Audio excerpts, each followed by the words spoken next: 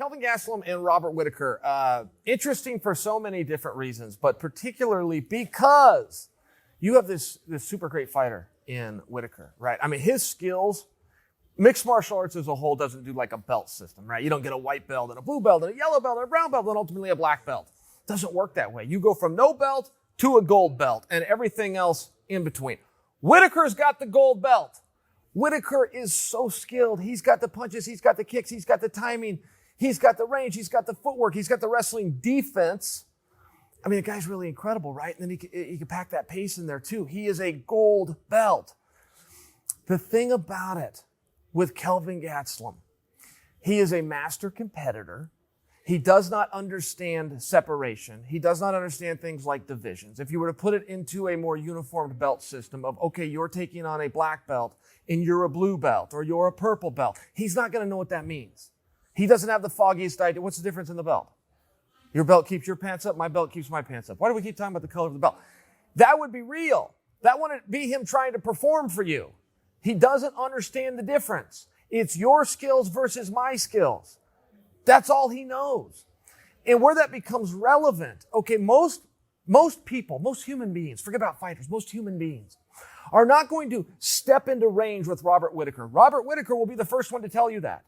He'll be the first one to tell you the hardest thing I have about applying my skills in a fist fight is people respect my skills so much and realize they're not on the same level as me, so they just stay out of range. They stay too far away, so they're safe. Robert Whittaker would also tell you it would only be a very high-level guy that is willing to step within that range. He would have to have confidence. He would have to have experience. He would have to have a background.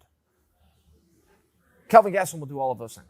So Kelvin Gastelum instantly, regardless of his background, propels himself to one of the most dangerous strikers that Whittaker's ever had to be in there with, just because he'll step into that range, the same range that nobody would step into unless they were greatly experienced and skilled in that area. So he passes up the line. Then he's got the power. There's no two ways about that.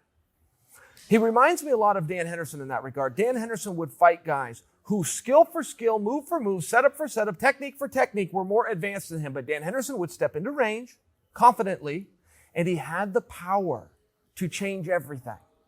And he could cut the line.